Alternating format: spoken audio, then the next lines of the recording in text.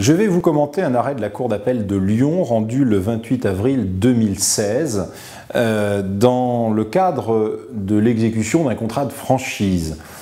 Un franchiseur se réclamait d'une créance de marchandises impayées puisque des ventes avaient été formées successivement en exécution du contrat cadre de franchise.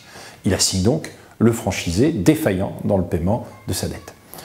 Le franchisé, très classiquement, fait valoir de manière reconventionnelle la nullité du contrat de franchise pour vice de consentement, pour défaut de cause, et également l'inexécution du contrat par le franchiseur. Alors, je ne vais pas commenter toutes les dispositions de cet arrêt, je vais simplement choisir quelques éléments qui sont intéressants pour la pratique contentieuse des enseignes. Tout d'abord, le franchisé se plaignait de l'absence de remise d'un état local. Solution très classique dégagée par la Cour d'appel de Lyon, il est débouté, dans la mesure où il ne prouve pas en quoi cette absence de remise d'état local vicie son consentement. La Cour relève en effet tout à fait justement qu'il était un commerçant indépendant et qu'il connaissait parfaitement sa zone de chalandise pour y avoir exploité auparavant un magasin dans le même secteur d'activité sous une autre enseigne. Il connaissait donc parfaitement les caractéristiques de la concurrence et de la demande s'exprimant sur cette zone de chalandise. Cette solution est classique. La Cour y ajoute que le franchisé, avant de s'engager, avait bénéficié de plus d'1 an de période de réflexion et n'avait pas jugé opportun d'interroger le franchiseur sur ce point pendant la phase précontractuelle. Par ailleurs, le franchisé se plaignait de ce que le projet de contrat de franchise annexé au DIP, finalement, ne correspondait pas à la version de contrat ensuite signée. Mais il n'avait pas caractérisé dans ses écritures en quoi ces différences auraient conduit au vice de son consentement. C'est-à-dire notamment en quoi des modifications auraient été introduites à son insu sur des clauses qui eussent été déterminantes de son engagement. Enfin, sur la période précontractuelle, et donc sur le vice du consentement, il reprochait la transmission de prévisionnels irréalistes. Alors ici, il existait un écart tout à fait significatif de l'ordre de 50% entre la prévision du franchisé, peut-être, et sa réalisation.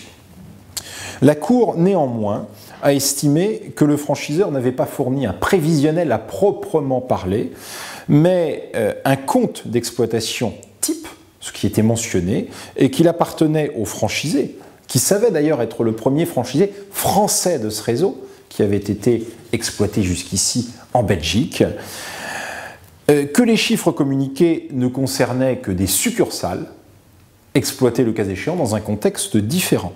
Il revenait donc, selon la Cour, au franchisé d'établir ses propres prévisionnels en réalisant toutes les adaptations nécessaires aux données comptables qui lui étaient communiquées.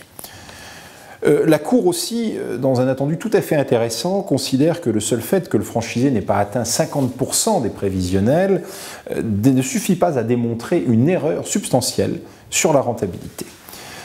En effet, elle considère que le franchisé avait une part active dans la réalisation de ce chiffre d'affaires, ce qui démontre qu'il est extrêmement important pour une enseigne face à une sous-performance de franchisé de caractériser dans des rapports d'animation cette sous-performance pour pouvoir ensuite développer l'argumentaire suivant lequel, si le chiffre d'affaires n'est pas atteint, eh bien, c'est parce que le franchisé n'a pas appliqué correctement le savoir-faire. Cela me permet de faire une transition sur le deuxième argument que le franchisé évoquait au soutien de la demande de nullité, qui est un défaut de cause. Le franchisé expliquait que le savoir-faire n'avait pas été expérimenté de manière suffisante.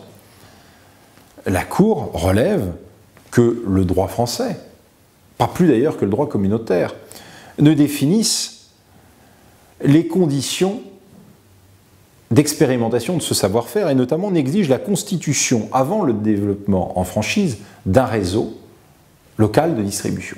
Or, en l'espèce, il existait bien clairement une expérimentation faite en Belgique dans plusieurs succursales et pendant une durée suffisante, c'est-à-dire notoirement supérieure à 2 années. Et donc, la Cour ici, finalement, exige simplement que soit transmis un savoir-faire qui résulte d'une expérience, de manière générique, de connaissances pratiques transmissibles, de manière générique, conférant à celui qui le maîtrise un avantage concurrentiel et à celui auquel il est transmis la chance, mais non la garantie de la réitération d'un succès. Ça signifie que le juge entend bien qu'il s'agit simplement de moyens mis à disposition du franchisé, mais non d'une garantie de réitération, d'un succès ou d'un modèle. Et ce modèle peut avoir été parfaitement expérimenté à l'étranger. Bon, enfin, en dernier lieu, et sur la résiliation du contrat, je voudrais simplement insister sur un point. Le franchisé faisait grief au franchiseur de ne pas avoir créé le réseau de franchise et de ne pas l'avoir finalement développé, c'est-à-dire de l'avoir laissé à un stade trop embryonnaire en France. La Cour relève qu'il n'existait aucune obligation de développer le réseau et que les difficultés du franchisé sont sans rapport avec l'absence de développement du réseau en France. Donc le franchisé, vous comprendrez, a également été débouté, non seulement de sa demande en nullité, mais aussi de sa demande en résiliation du contrat au tort du franchiseur et s'est vu condamné à payer la dette résultant de l'exécution des contrats et à indemniser le préjudice subi. Je vous remercie pour votre attention.